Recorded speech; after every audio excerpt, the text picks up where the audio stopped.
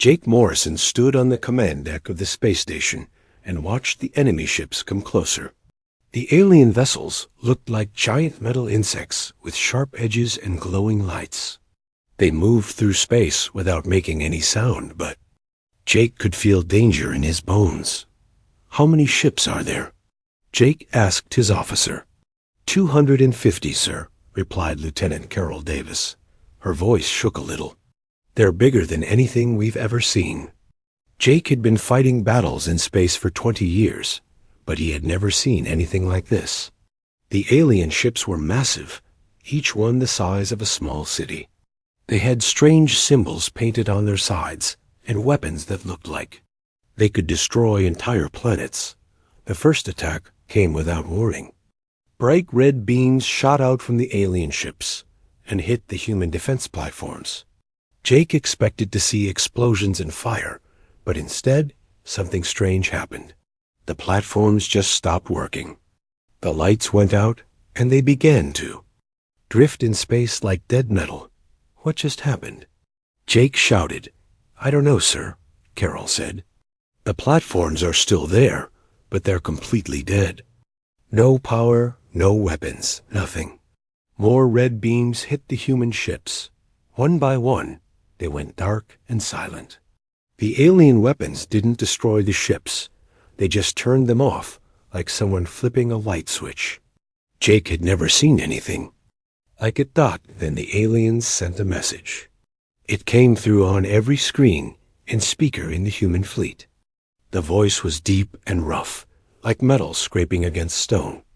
"Humans of Earth," the voice said. "We are the Zephyrians. We have come to add your worlds to our empire. Your weapons cannot hurt us. Your ships cannot fight us. Look at your fleet and see how powerless you are."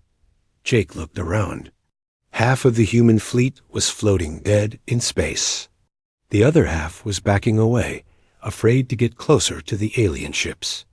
"We have conquered 17 star systems," the alien voice continued. "We have defeated races much stronger than you. Your people will serve us, or your people will die.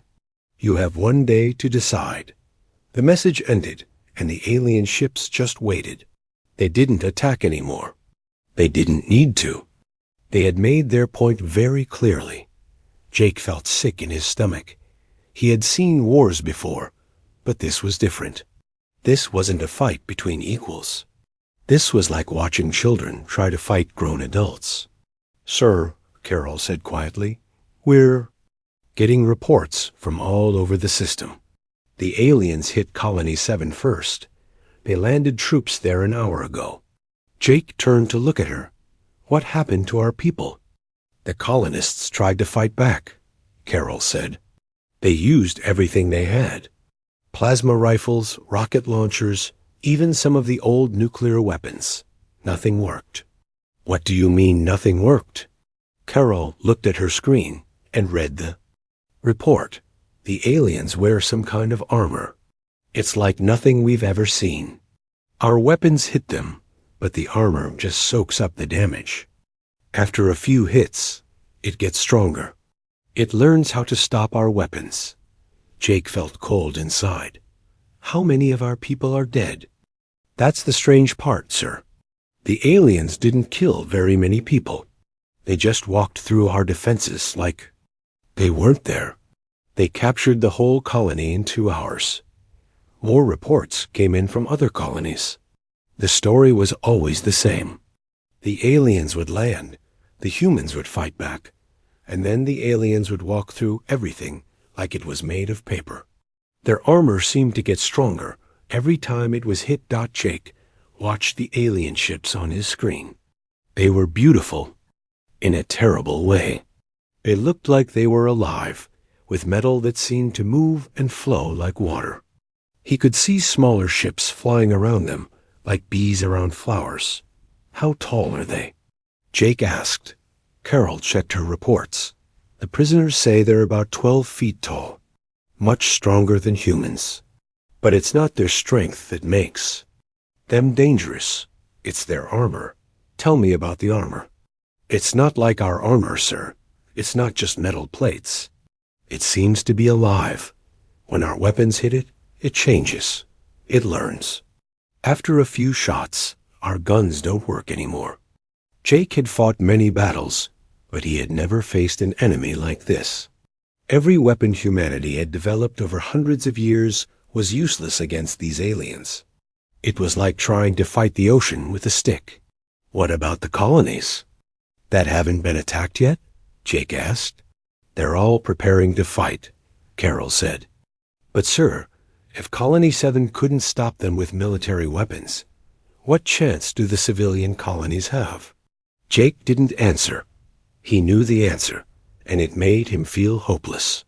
The civilian colonies had farmers and miners and factory workers. They had hunting rifles and construction equipment. If military weapons couldn't hurt the aliens, what could ordinary people do? The alien ships started moving again. They were heading toward Colony 12, where Jake's sister lived with her family. He thought about her 2 children, playing in their backyard under the colony's artificial sun.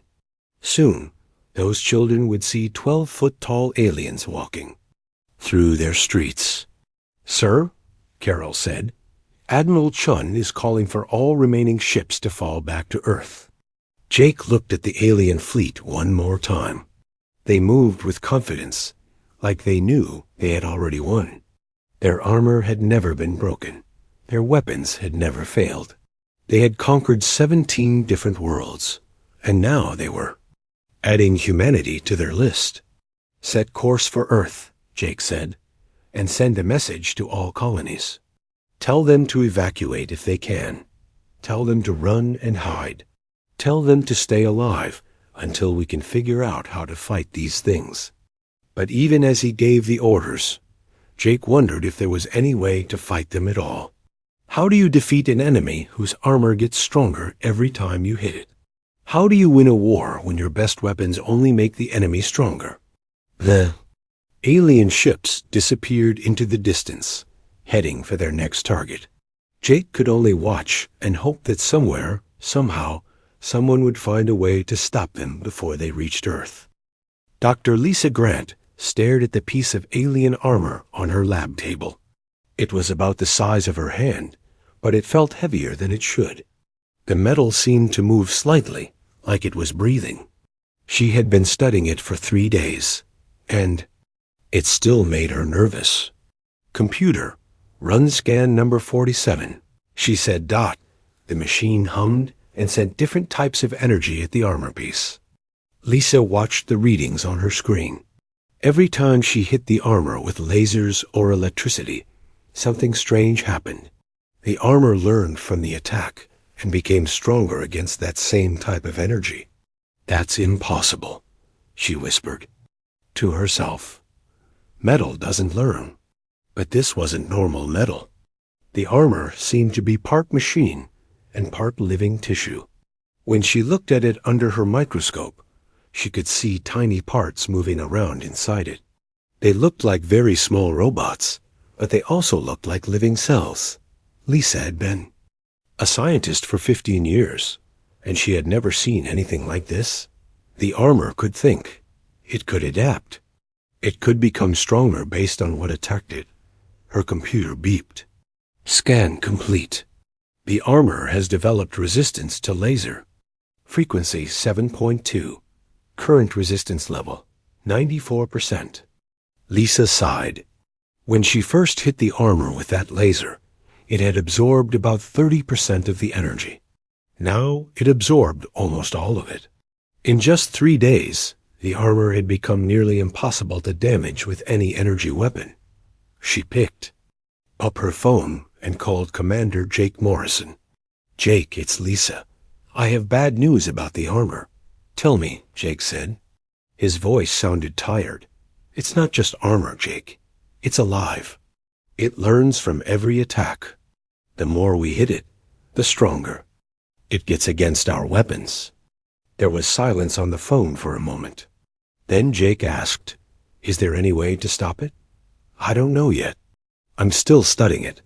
But Jake, this explains why our weapons don't work. The armor adapts to anything we throw at it. How long does it take to adapt? Not long. Maybe a few minutes for simple attacks. The armor seems to share information with other pieces too. If one piece learns something, they all learn it.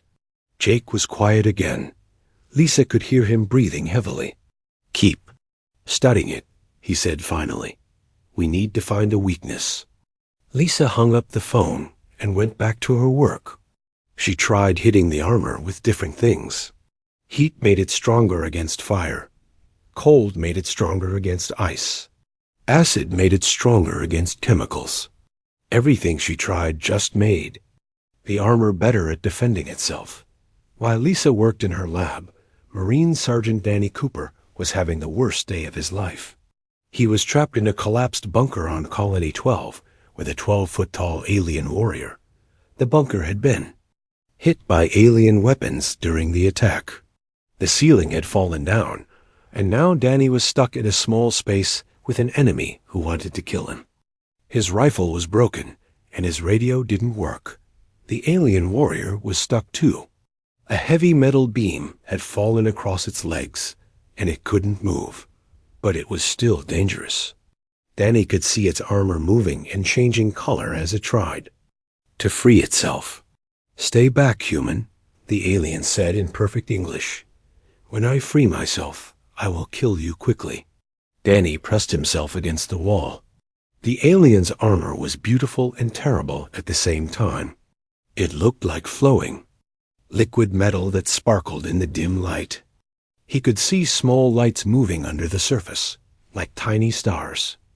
Why are you doing this? Danny asked. Why are you attacking us? The alien stopped struggling for a moment. Because you are weak. Your species cannot fight properly. You have no real weapons. You have no real armor. You are not worthy of freedom. We're not that weak, Danny said. The alien made a sound that might have been laughter. I have been shot by your weapons 50 times today. Look at my armor. Can you see any damage? Danny looked. The alien was right. Its armor was perfect. There were no scratches, no dents, no marks at all. Your weapons are like toys, the alien continued. They make my armor stronger. Soon, nothing you have will be able to hurt any of us. Danny felt angry. He had been a Marine for 8 years. He had fought in wars across the galaxy. He was not weak. The alien started struggling again, trying to lift the heavy beam. Danny could see that it was getting closer to freeing itself. Soon, it would be able to move, and then Danny would be dead. Danny looked around the small space. There was nothing he could use as a weapon. His rifle was broken. His knife was somewhere under the rubble. All he had was his hands and his training. The alien lifted the beam a little higher. Almost free, human. Are you ready to die? Danny made a decision. He rushed forward while the alien was distracted by the beam. He jumped on the alien's back and wrapped his arms around its neck. The alien tried to grab him, but Danny was too quick. He held on tight and drove his elbow down hard, into the joint where the alien's neck met its shoulder. Something amazing happened. Danny's elbow hit the armor, and the armor cracked out. Both Danny and the alien stopped moving. They stared at the crack in the armor. It was small, but it was real. The perfect, unbreakable armor had been damaged by a simple elbow strike. Impossible, the alien whispered. Danny hit the same spot again with his elbow. The crack got bigger. The alien's armor, which had learned to stop laser beams and plasma bolts, couldn't figure out how to stop a human elbow. The alien threw Danny off its back and looked at the crack in its armor. This cannot be. My armor adapts to all weapons. It learns from all attacks. Maybe, Danny said, getting back on his feet. But I'm not a weapon. I'm just a guy with an elbow. The alien tried to attack Danny, but it was worried about the crack in its armor. Danny dodged and hit the alien's elbow joint with his own elbow. Another crack appeared. Stop, the alien shouted. How are you doing this? Danny didn't answer.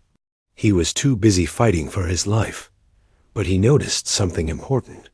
Every time he hit the armor with his elbow, it cracked. The armor couldn't adapt to his attacks because his attacks weren't energy or projectiles. They were just human body parts moving in human ways. The fight went on for several minutes. Danny kept hitting the alien with his elbows and knees. The alien's armor kept cracking in more places.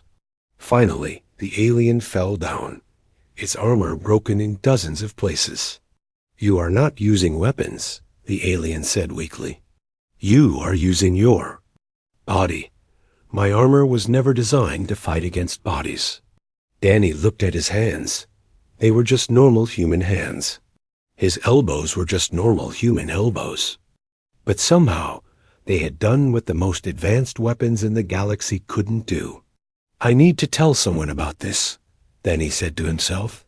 He found a working radio in the ruins and called for help.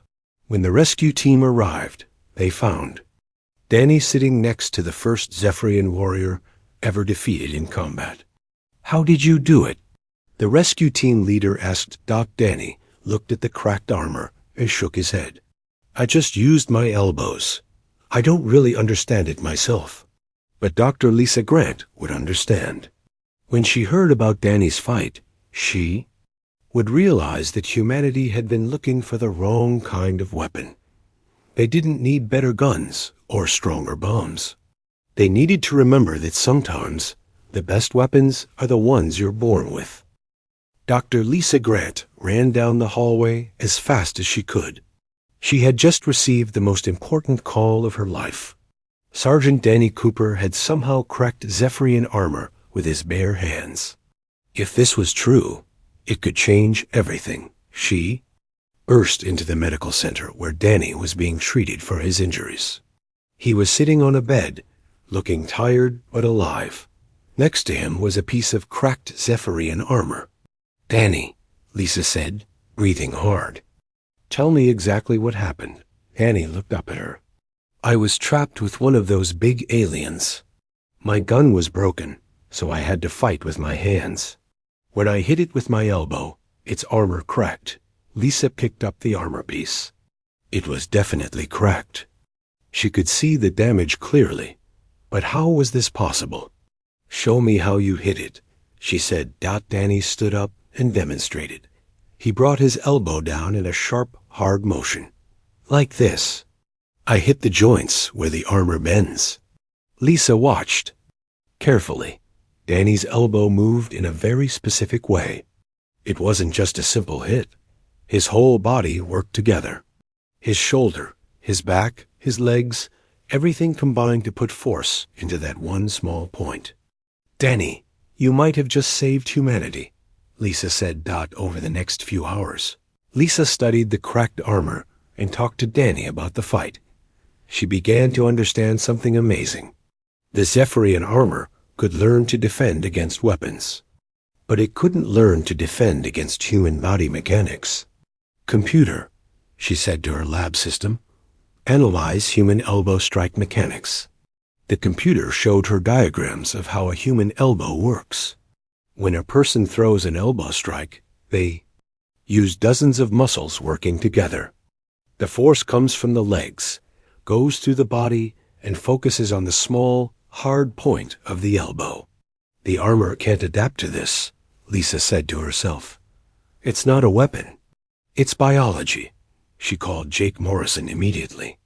Jake, I need you to come to the lab right now and bring Captain Rodriguez with you.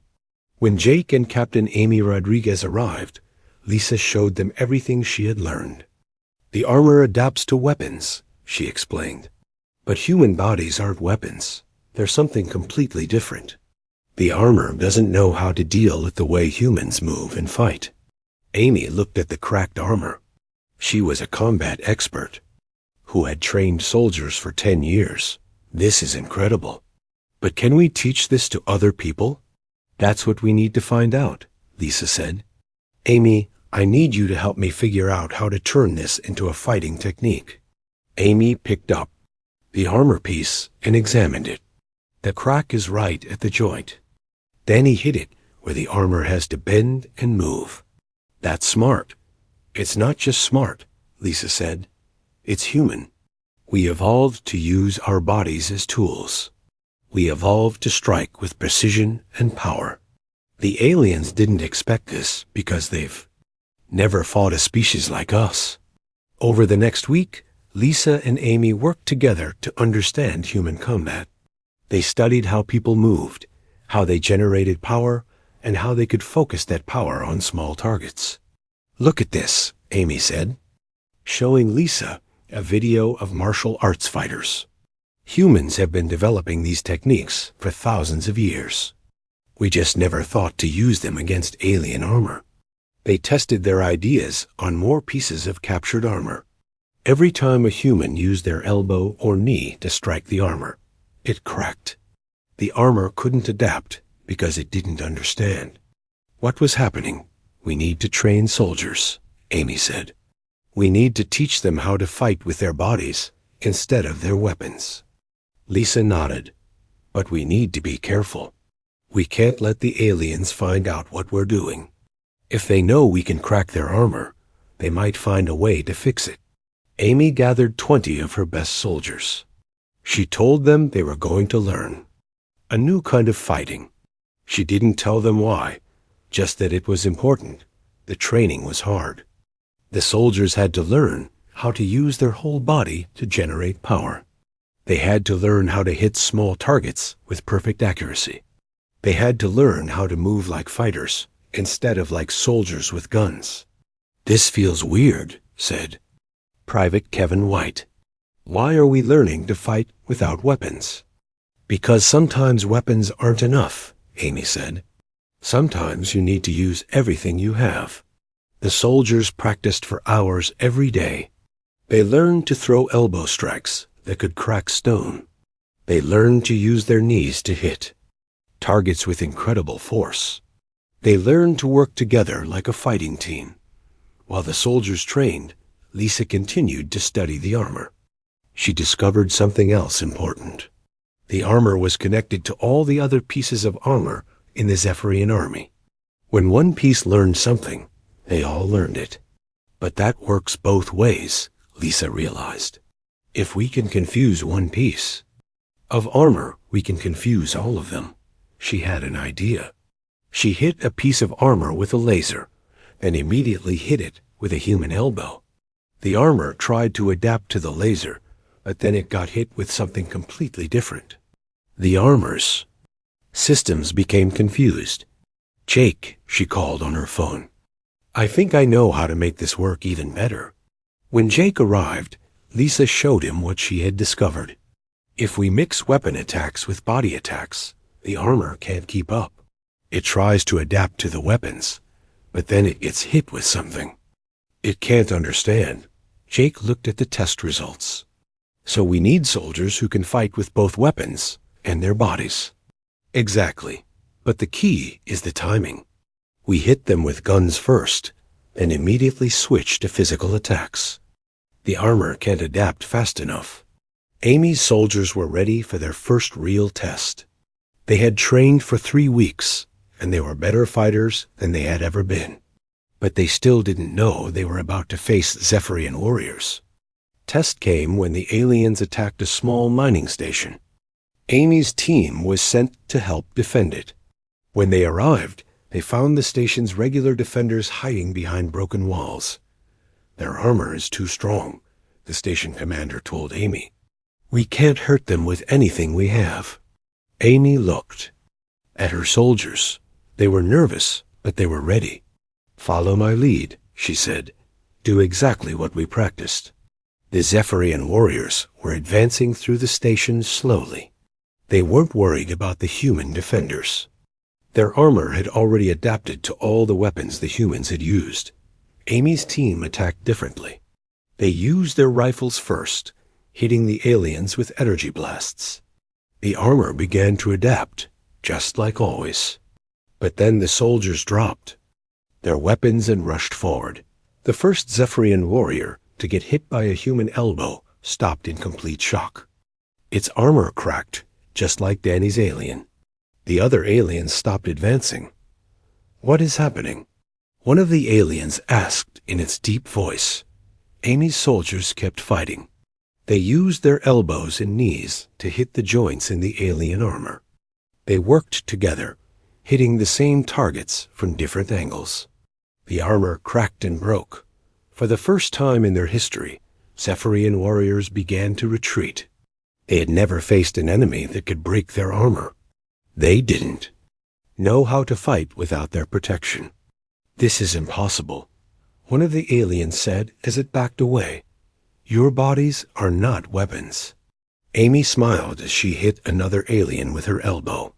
"No, they're not weapons. They're something much better. They're human." The battle was over in 20 minutes. 6 Zephyrian warriors lay on the ground, their armor cracked and broken. The humans had won using nothing but their bodies and their training. Amy looked at her soldiers. They were amazed by what they had done. They had defeated the unbeatable enemy using the oldest weapons in the world, their own hands and elbows. "Now, we know how to fight them," Amy said. "Now we can take back our colonies." But the aliens were learning too. They were reporting back to their commanders about the strange new human fighting style. Soon, every Zephyrian warrior would know that human bodies could break their armor. The real war was just beginning. Colonel Steve Parker stood in the command center and watched the reports come in from across the galaxy. The news was both good and bad.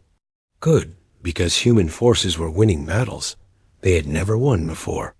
Bad, because the aliens were getting scared, and scared enemies were dangerous enemies.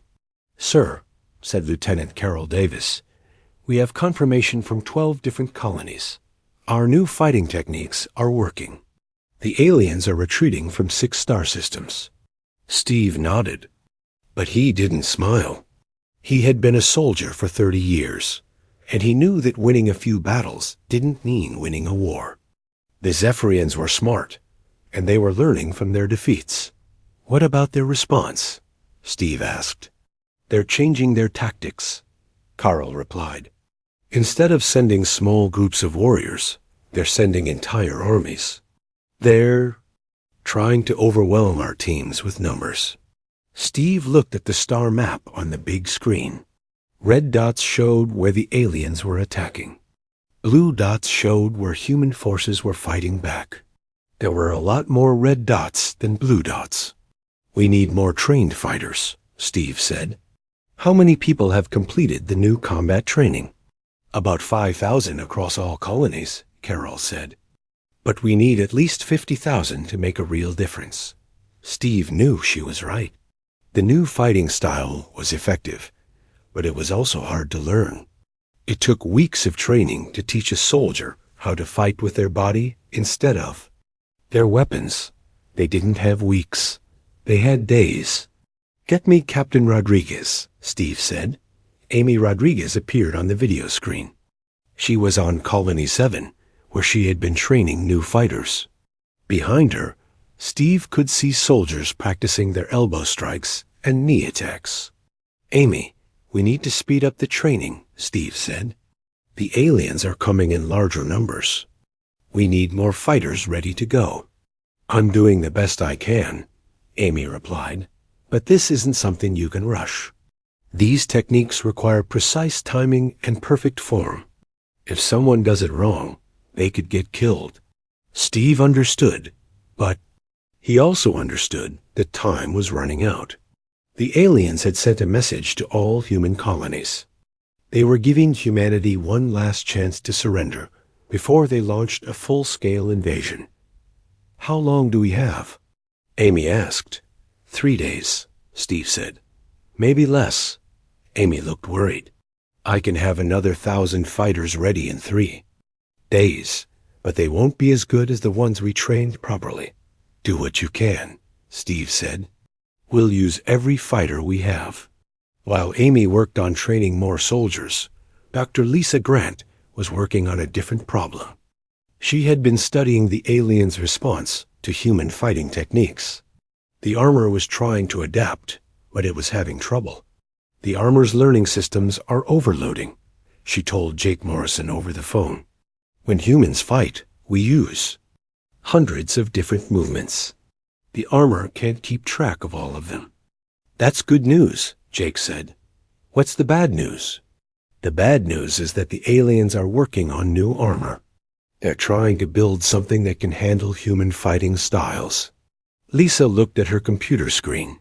She had been monitoring alien communications, and she could see that they were very upset about losing battles. They had never faced an enemy like humans before. They're calling us chaos fighters, Lisa said. They say we don't fight like any other species they've conquered.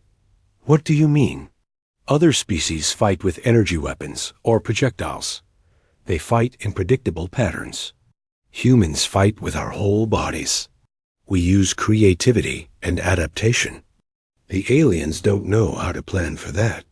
Jake was quiet for a moment. So what happens when they figure out how to stop us? I don't know, Lisa admitted. But I'm working on something that might help. Lisa had been studying human evolution. She had learned that humans were very different from other species in the galaxy. Most alien species had evolved to be specialists. They were good at one thing. Humans had evolved to be generalists. They were good at many things. We're adaptable, Lisa said to herself. More adaptable than any other species. She had an idea. Instead of just teaching humans to fight with their bodies, what if they taught them to fight in completely random ways? What if they made fighting so chaotic that the alien armor couldn't predict what would happen next? Lisa called Amy Rodriguez. Amy, I need you to try something new with your fighters. What kind of something new? I want you to teach them to fight without any rules. No patterns, no techniques, just pure creativity. Amy sounded confused. Lisa, that's not how combat works. You need discipline and structure. Not against these aliens, Lisa said. Their armor learns from patterns. If we don't use patterns, it can't learn. Amy thought about it. So you want our fighters to be completely unpredictable? Exactly. Use their elbows, their knees, their heads, their feet. Mix it up constantly. Never do the same thing twice. Amy agreed to try it. She gathered her best fighters and explained the new approach. At first, they thought she was crazy. But when they tried it against captured alien armor, they saw amazing results. The armor is completely confused, reported Sergeant Danny Cooper. It can't adapt to anything we're doing because we're not doing anything consistently. The new fighting style spread quickly through the human forces. Instead of learning specific techniques, fighters learned to be creative. They used their bodies in ways that no other species had ever used their bodies. On Colony 12, Private Kevin White discovered that he could crack alien armor by hitting it with his shoulder. On Colony 9, Corporal Janet Hill found that a quick headbutt could break through an alien's chest plate. Every human fighter was developing their own unique style. The aliens didn't know how to respond. Their armor had been designed to learn from enemy attacks, but humans weren't attacking in any way that made sense. Every human fought differently. Every battle was different. We are losing, reported a Zephyrian commander to his superiors. Humans fight like no species we have ever encountered. They use their bodies as weapons, but not in any organized way. We cannot predict their actions. The Zephyrian High Command was frustrated. They had conquered 17 different star systems, but they had never faced an enemy like this. Every other species had fought with technology and tactics. Humans fought with creativity and chaos. Increase the number of warriors in each attack group, ordered the Zephyrian Supreme Commander. If we cannot defeat them with strategy, we will defeat them with numbers. But even large numbers of Zephyrian warriors were having trouble with human fighters. The humans worked together in ways that the aliens couldn't understand. They would attack from multiple directions at once, each fighter using completely different methods. Colonel Steve Parker watched the battle reports with growing hope. Human forces were winning more battles than they were losing. The aliens were retreating from more colonies than they were conquering. "Sir," said Lieutenant Carroll Davis, "we're getting reports that the aliens are pulling back to their main fleet. They might be preparing for a final assault."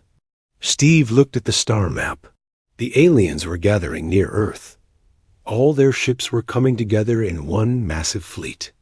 "They're going to try to end this quickly," Steve said. "One big battle. To decide everything." Carroll nodded. "What are our orders?" Steve thought about all the human fighters who had learned to use their bodies as weapons.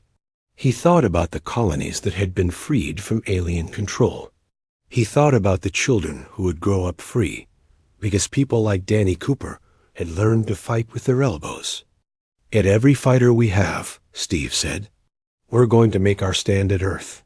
If the aliens want a final battle, we'll give them one they'll never forget." The message went out to every human colony. "Come to Earth. Bring every trained fighter." The final battle was about to begin. Amy Rodriguez received the message while she was training. New fighters on Colony 7. She looked at her soldiers, who had learned to fight in ways that no human had ever fought before. "It's time," she told them. "Time to show the galaxy what humans can really do." The ships began launching from every human colony. They carried fighters who had no fancy weapons, no advanced technology, no special armor. They had only their bodies, and their training and their refusal to give up. The final battle would decide the fate of humanity. But the humans were ready. They had learned to fight like no other species in the galaxy. They had learned to use their greatest weapon, themselves. The Zephyrian Emperor stood 15 feet tall in his golden armor.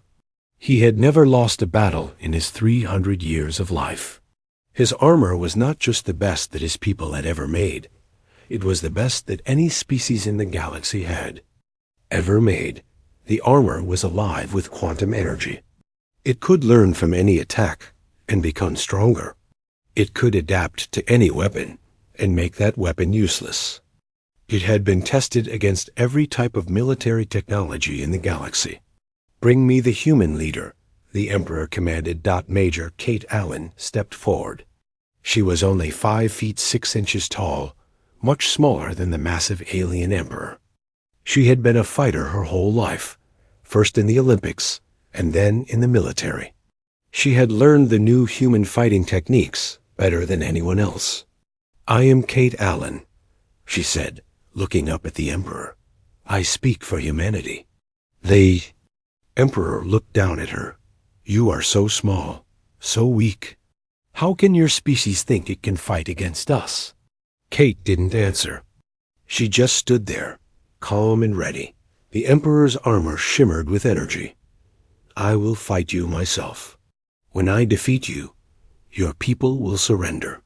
When they see that even your best fighter cannot break my armor, they will know they have no hope." Around them, thousands of ships from both sides waited and watched. The entire galaxy was watching this battle. If Kate won, humanity would be free. If she lost, humanity would become slaves. "I accept your challenge," Kate said. The Emperor laughed. "You accept? You have no choice. You will fight me, whether you accept or not." Kate looked at the alien's armor. It was beautiful and terrible. She could see energy flowing through it like liquid light. She could see the thousands of tiny components that made it work. She could see how perfect it was. "Your armor is very impressive," she said. "It is more than impressive," the Emperor replied. "It is perfect.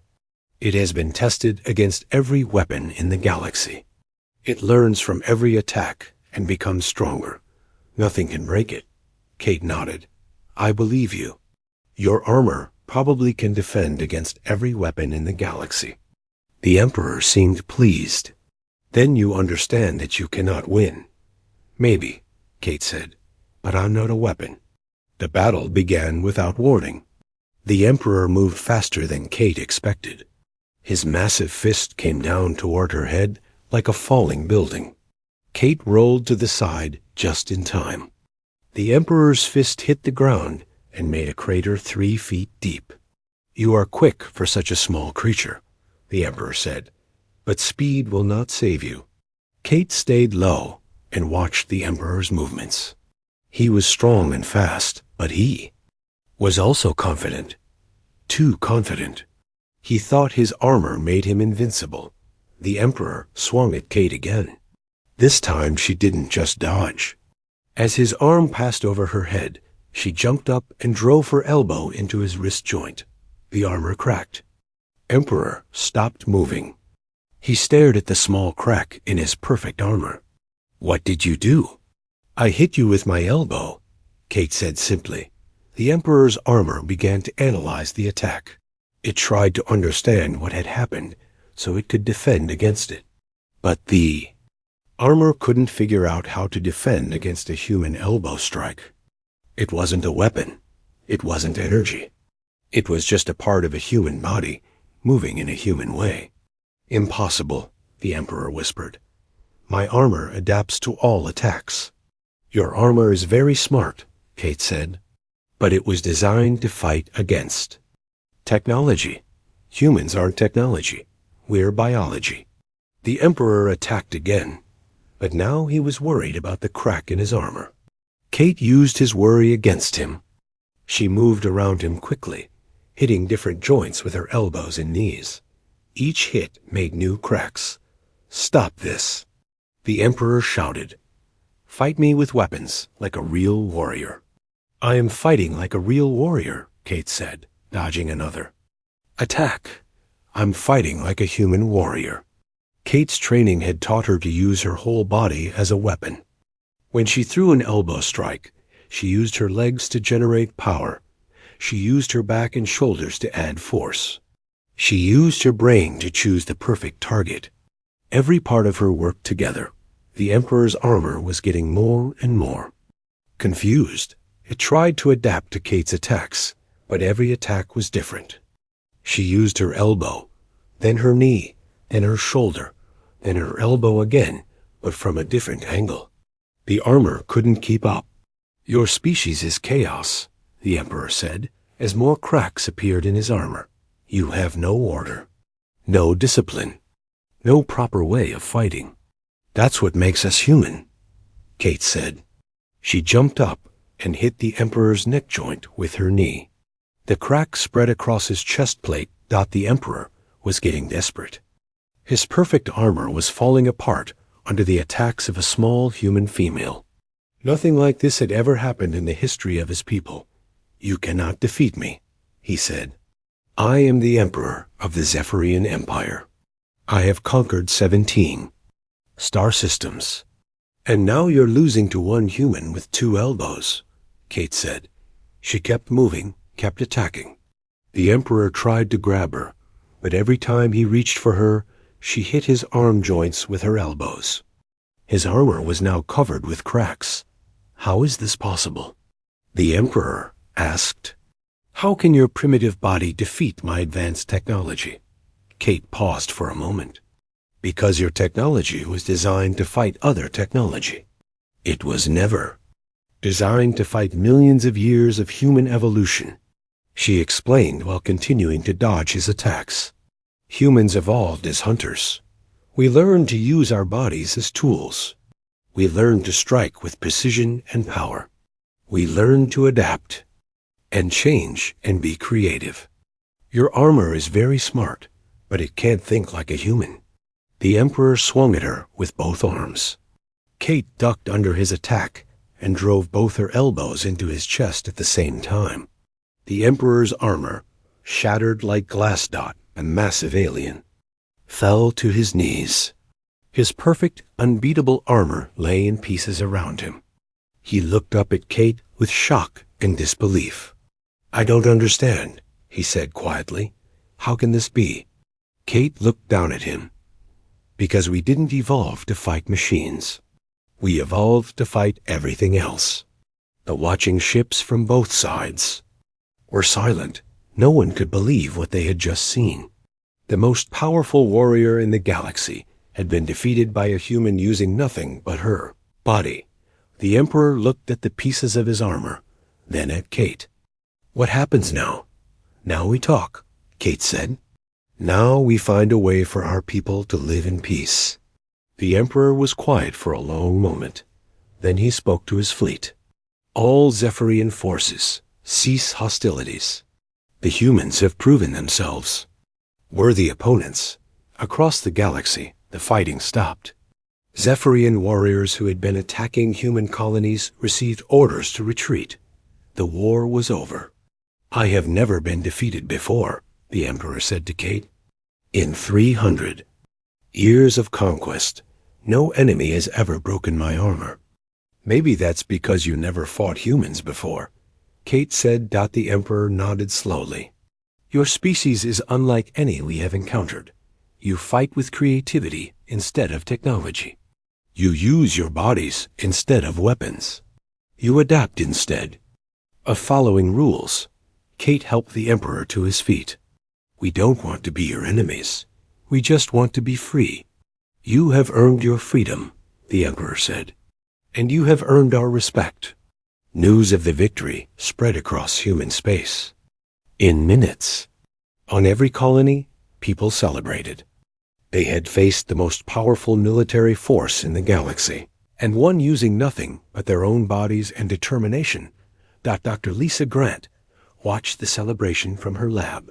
She thought about how it had all started with Danny Cooper trapped in a bunker, fighting for his life with just his elbows. Now humanity was free because people had learned to use the weapons they were born with. Jake Morrison stood on his command deck and watched the alien ships withdraw. He thought about how hopeless everything had seemed just a few months ago.